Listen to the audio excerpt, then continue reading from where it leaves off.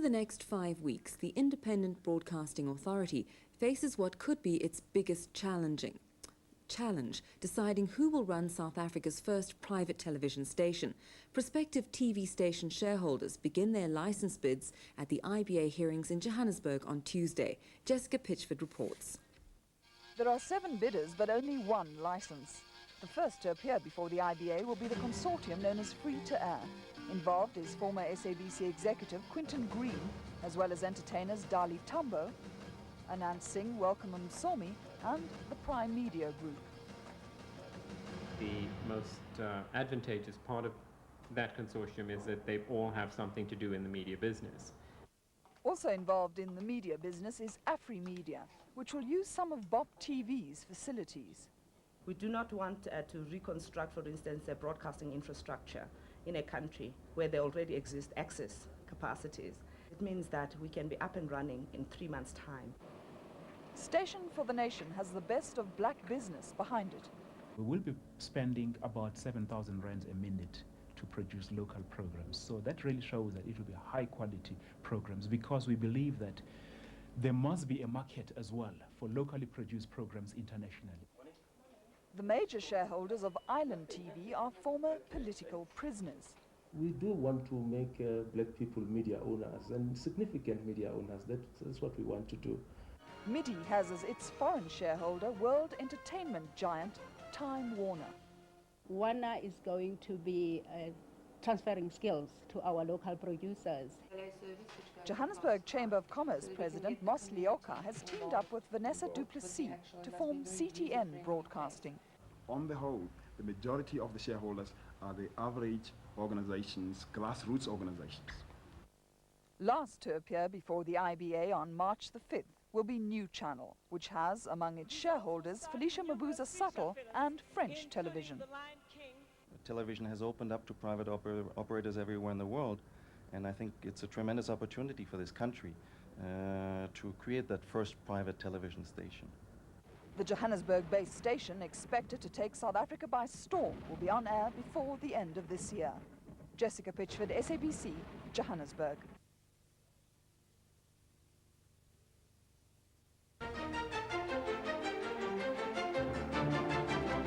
This year sees not only the issuing of a white paper on broadcasting to take South Africa into the 21st century, but also the launch of a new national television station which could revolutionize TV in this country. There are 7 contenders for the private TV license, and the IBA hearings begin in Johannesburg this week. As Jessica Pitchford reports, competition to become South Africa's first private television operator is stiff.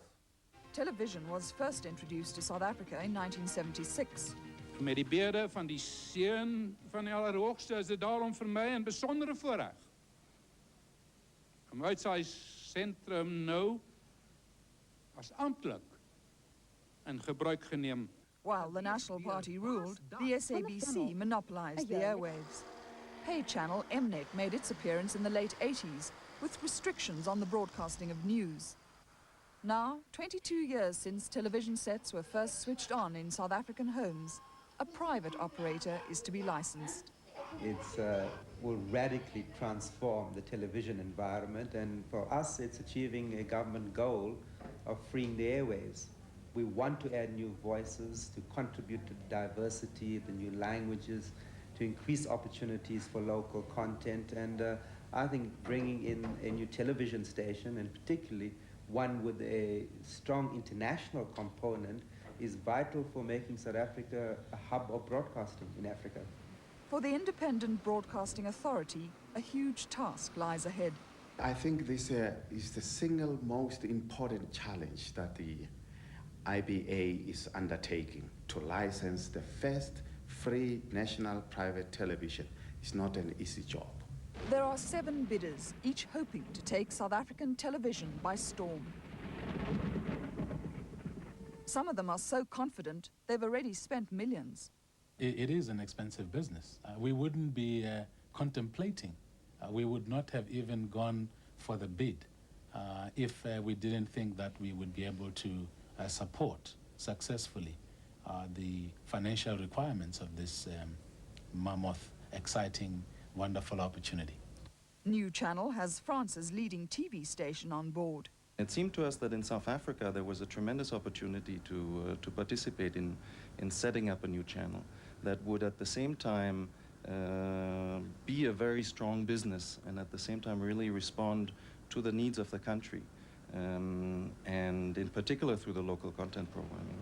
Sound financial backing, local content and black empowerment are vital to secure the license.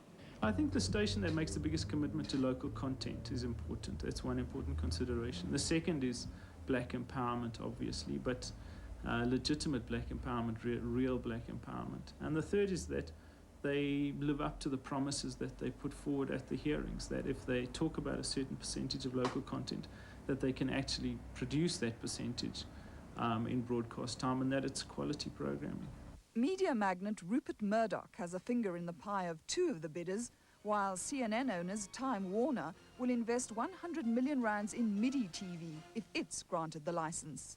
The involvement of Time Warner will not change our target of local content. We're going to be outsourcing programming to local companies, and also Warner is going to be transferring skills to our local producers. We didn't want to have control from foreigners. We wanted a South African company, which is what we've managed to do, but we also wanted access to the best broadcast expertise worldwide. And by bringing in UTV, who's an expert in emerging markets, we opened the doors to what Rupert Murdoch can offer without putting ourselves in a situation where foreign control can be an issue. Australia's Nine Network has a 20% stake in Station for the Nation, which plans to make broadcasting an important part of the economy. We'll be spending about 7,000 rands a minute to produce local programs. So that really shows that it will be high quality programs, because we believe that there must be a market as well for locally produced programs internationally, and that's why they must be also internationally attractive. Bop TV's Kawe Maklati heads AfriMedia's bid. It's the only solely black-owned consortium and has no foreign shareholder. You normally go and ask for foreign partners when you can't do it yourself. We believe in South Africa. We believe that South Africa has the requisite skills to put up a free-to-air television station. Anant Singh and Welcome Somi are involved with a consortium that's adopted the name Free-to-Air. It has ambitious plans for hourly news bulletins. I don't think there's anyone who's going to be distributing and programming the news the way we're going to do, because every hour, they will have the news until midnight. And someone will say, how are you going to do that, because it's expensive? I think we found a way of dealing with that. We are going to have vans that are equipped with cameras, with reporters. Johannesburg Chamber of Commerce President Mos Leoka heads up CTN Broadcasting, which has already spent 5 million rands.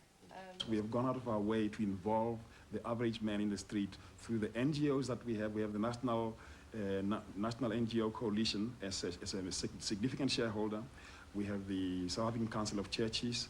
We have the Stockfells Association. We have many other smaller but equally significant black groupings. All in all, the proceeds, 20% of the proceeds of our company will go towards charity. As you know, those companies and those organizations I've mentioned work for the average man in the street. Also concerned about the man in the street is Island TV's Peter Paul Ngwenya, a former political prisoner. We established a trust about 3 years ago, 1995, when we had a reunion in Robben Island.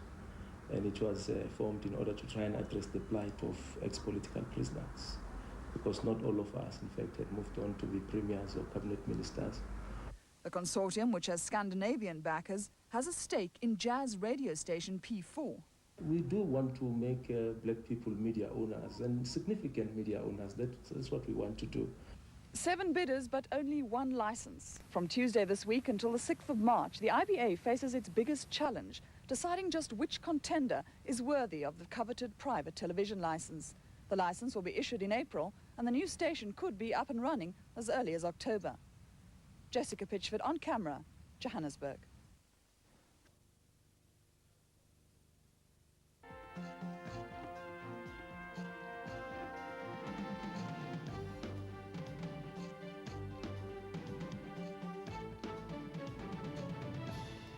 In our top story, the race for the country's first free-to-air TV license is heating up.